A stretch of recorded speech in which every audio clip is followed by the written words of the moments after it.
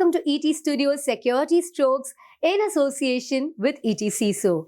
I'm your host Shilpa Ratnam, and today the topic that we're delving into is building resilience. We're joined by Mr. Abhishek Bansal, MaxLife Insurance Company Ltd. Thank you so much for speaking to us today, sir. Thank you, Shilpa, for having me on the show. It's our absolute pleasure. Now, when we're talking about building resilience, many businesses are making bold moves and taking on greater risk exposure. This despite the ever-present risk of a cyber crisis.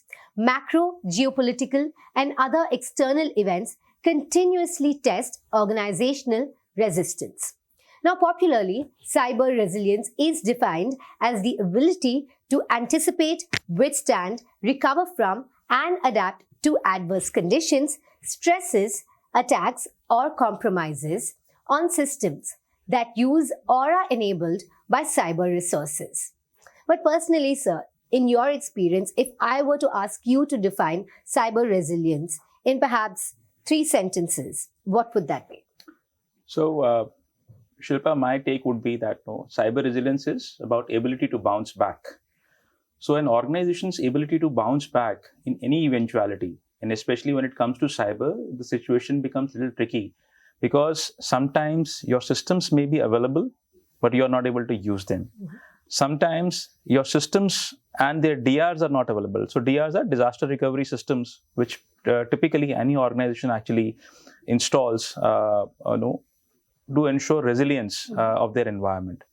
So traditionally what has happened that organizations actually invest in processes and creating disaster recovery systems, which are pretty much replica of their production systems. So for example, if I am actually issuing an insurance policy, or you are buying grocery from an online store, so there is a production system which is up, live, running on internet, from where actually you can procure things, whether it is a grocery item, insurance policy, banking, any of those things, right? So it is nothing but a replica of the systems actually when you do so, so that in case your live systems are down, you can switch over to your replica systems. Now just imagine a situation, right? And that's how intricate the cyber disasters are.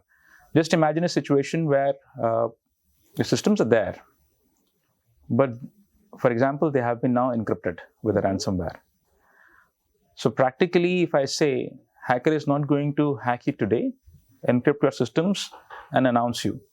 So there are different statistics which talk about that hacker would have actually gained access to your systems far before your systems would have trapped.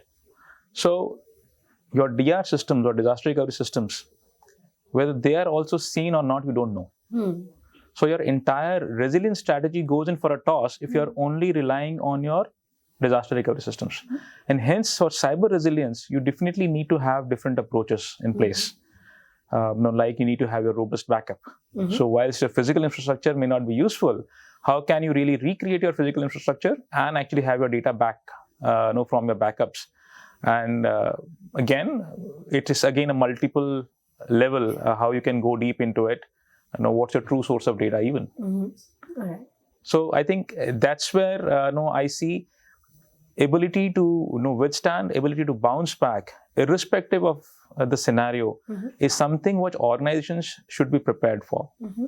And also in a large organization, you want your operations to continue seamlessly. Absolutely. And that is perhaps, the most important part for resilience. But how does one do that when there's an attack, there's already lateral movement? Would you want to stop your systems and address that? How would one go about that? So I think this is $1 million question in terms of do I have a silver bullet for doing an incident management, right? The way hackers are evolving, there are multiple approaches which can be taken. There is no standard way one would actually, infiltrate your environment. It's not like, there is a house and there is a single door and a window which will be breached, right? And of late, there have been numerous examples whereby, there have been innovative approaches used by different hackers to kind of gain access to your systems. So your incident response typically will require a methodological approach. You need to have your playbooks handy, right? And you need to have all these things worked out in peacetime, right? As much as if I can say how do you really see different strategies deployed, likes of a containment? Say, for example, somebody enters your house, room number 1, right? But can they really navigate the entire house, or are you capable of blocking them in first room itself, right? Because the way we should try and see is that if your protective systems were good enough, the attack would not have happened. So probably these could be zero-day attacks, some innovative approaches, or potentially misconfigurations to which your systems were not ready then. So that's the reason containment becomes one of the effective strategies. I would not say immediately stop everything, but it would depend on what kind of crisis it is. So, especially if somebody gets access into a God level mode, okay, how do you avert that? What sort of controls would you put in place to prevent such a situation? So for prevention, I think one, typically what we say is don't give the key to only an individual person. So split the keys. Just like what you would have seen actually in bank lockers. There is one key which is kept by the bank person, another key is something which he hands over to you. So unless and until both keys are plugged in, you will not be able to operate in the locker. Because the moment you say God level access, which is in technology parlance an admin access or a root access, and the entire organizations can be brought down to knees. Because the hacker would have capability to actually delete everything, remove the logs, and it will be next to impossible in certain cases to bounce back. So upfront proactive measures in this sense that you can have multi-factor authentications, you can have keys split up between different people, right? So that at least it requires collusion between two to make it happen. All right. So would you say that once an attack happens and if you're scrambling to find out how to address it, you've already lost the battle? Not really. I think first and foremost is one needs to stay calm. You don't know actually what situation you're going to land in. So it's more so like, I would say, there is a famous saying which says, the more you sweat in peacetime, the less you bled in war. So I think upfront, what is required is how do you prepare for any of these strategies in your peacetime? So as your BAU, if I may say, right? When it comes to disaster, say for example, any cyber attack or incident which has actually happened, you need to really see how you can limit the damage, identify the root cause, and solve for so that your ability to bounce back is fast enough so that your customers, your different stakeholders are least impacted. And the foremost thing is post facto. What are your learnings from the same? So if I can draw an analogy, it's like, for an healthy living, right? You take good diet, you exercise. If your diet is not proper, you take multivitamins, right? But apparently, you don't know, right? The entire world has seen what COVID has played havoc. So everyone did whatever was in their precautions. But let's say, for example, if you're infected, then you take actually specific medicines which are required, right? As precaution, you will kind of latch onto a mask. But post facto, you would like to do what? You would like to take certain mechanisms. Say, for example, it could be vaccines, it could be certain precautions, so that it doesn't reoccur, repeat, or actually happen to you if you were not the patient zero, if I may say. All right. So now, more specifically, how do you make sure that cybersecurity strategies align with the broader business objectives of the company, especially considering the sensitive nature of financial and personal data in the insurance sector? Okay. So I think your question is not only for insurance sector, this is pertinent to every sector these days, right? I think I'll answer in two ways. One, gone are the days when cyber can say no to any of the business requirements. So business is pertinent requirement, and any CISO or a security professional needs to speak in a business language. And practically, one needs to understand what a typical business scorecard like is. So, for example, what your stakeholders are, be it your customers. You need to ensure that they get seamless services. Their trust on the company and the enterprise remains intact. Your shareholders' interest in terms of whether you're increasing expenses, losing revenue, right? Your internal efficiencies, your employees. I think the moment you're actually touching in any threat, or you're talking about the attack surface, any new vulnerability, gap, unless and until you really extrapolate the impact in any one of these dimensions, which is easily understandable by a business person, it's difficult for them to appreciate what can potentially go wrong. So you're saying put a number on the risk. Sometimes it could be quantitative, but if you're not able to quantify everything, even actually telling them in some bit of qualitative mechanism can help. But not doing it and simply saying that there is new threat in market may not help you. All right, sir. Now, moving to the cloud, this is definitely a big concern, cloud vulnerabilities and quantum computing. So another concern is the vulnerabilities in the cloud, because so many are moving to the cloud, and also the risk that quantum computing is going to bring, threat intelligence and the use of generative AI, the metaverse and machine learning, including models that automate data, classification, monitor security and analyze vulnerabilities. With the increased threat landscape, how does one navigate that as a CISO? So I would say again, technology is a means to an aid. Technology will keep on evolving, and it should be utilized for business benefits, right? So when it is applied for business benefits, of course, the way you're using it may increase your exposure and attack surface, right? And with that exposed attack surface, newer threats will always be in place. So whilst I would say, there is no silver bullet again, you need to kind of do a thorough scenario analysis for the new technologies in place and how the risks are emanating. One simple strategy is how you can actually make it difficult or asymmetric for hackers.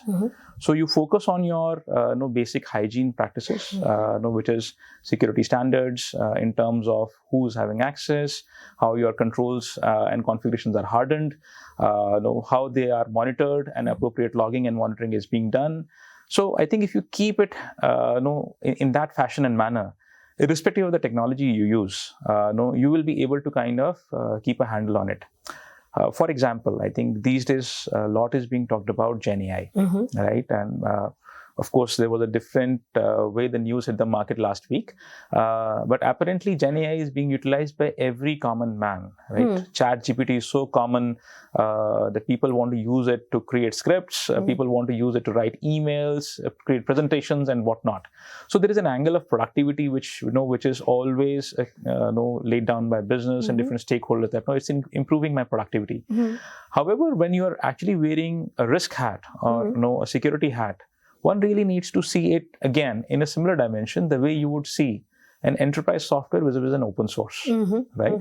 So there are benefits of going with an enterprise grade software, which will provide you certain ways you can actually monitor, you can actually have those configurations hardened. I think similar way we should be treating with any newer technology, whether it is Gen AI, whilst I've not interfaced too many use cases of metaverse, but it is equally applicable to metaverse. So especially speaking about ChatGPT and its widespread use, when so many are using it, and for instance, those CISOs stress upon the fact that you shouldn't be feeding in company information, there's so much bug hunting that happens via ChatGPT by people putting in their company code. What are the sort of vulnerabilities that this is going to expose companies to? So I think very pertinent question in today's environment. What an end user is prompting actually to the system, right? Let's say ChatGPT is the example you took. There are certain ways, standard ways through which organizations have still mechanisms. So for example, let's say you're trying to put in any personally identifiable information or any information for which I already have a pattern built in, right? So there are tools at both at host level which can actually help you prohibit a user actually punching in that. However, for everything you can't really have a pattern, right? So I think this is an evolving space where solutions are coming up in terms of can there be a data firewall, actually what is punched in. As of now, there are two approaches which are being taken by the corporates all across. One is not allowing end user to actually use some open source or a consumer grade software in their enterprise, and only use enterprise grade even Gen AI softwares in their enterprise. And second is, if you can't really do that, really pushing harder and harder for awareness, so that what can be actually shared in, because you really don't have control of what's going in, where it is stored, and how it is being actually utilized. There are examples, without taking name of the organizations, who have been breached. And as you said, a lot of Reiki has been done based on the information there. Absolutely, sir. Speaking of AI, we know that attackers are using it. There's cartelization already when it comes to AI-related attacks. But how well are the defense systems tapping into AI for security? So, if I say AI in general, security has been using it for many, many years, right? The way traditional SIEMs have been structured, what they do is they ingest in tons and tons of logs. There are correlation rules which work on it. So there is a lot of analytics which happens on top of it, just to give you what an event and an incident is, right? I think, and I just gave one example. There are numerous such examples how different data sets are being created from these logs. Analytics is being utilized. I think your question, which I think OEM is also using these days, is usage of Gen AI actually to help solve some of these things. So, for example, can something be as intuitive and without knowing much around technology can help me identify whether I am being attacked from a country A or a country B, which is a rogue country and probably would not like to have traffic in, right? I think there is some bit of work which has happened. There are offerings which are there in the space, but a mainstream adoption on a scale. So as of now, people are doing experimentations on this. So mainstream adoption in scale is yet to be adopted. All right. So apart from AI, or perhaps that's part of your answer for my upcoming question, what do you believe is the biggest threat from what you've seen, which is a clear present danger or perhaps evolving very fast? So I will again not give it a color of 2023. I kind of used to say this is one of my worst nightmares, practically for any security practitioner. So you do really provide or enable accesses for your internal employees, right? So the worst nightmare is a collusion between an external threat actor or a malicious bad guy with a disgruntled employee. So somebody who has a legitimate access, so your defenses actually go in for a toss, because now this person is sitting inside the premises, know how to deal with the systems, what are the loopholes, and it's just like, if I am a malicious bad actor, I'll say fine, I'll give you part of the proceeds, which are far higher than actually your pay package, and can kind of lure you. So do I really have an answer? There are ways you can actually see you can do some bit of monitoring around inside the threat. But this is one of the worst nightmares, if I can say. And this threat remains. I don't know if there is any solution around it. So what are the statistics about inside threat? Because I feel even the PwC report said it was a big concern and those numbers were quickly going up. I don't have statistics at hand with me, but apparently what can be seen is that about like 80% of the breaches happen through identity-based attacks.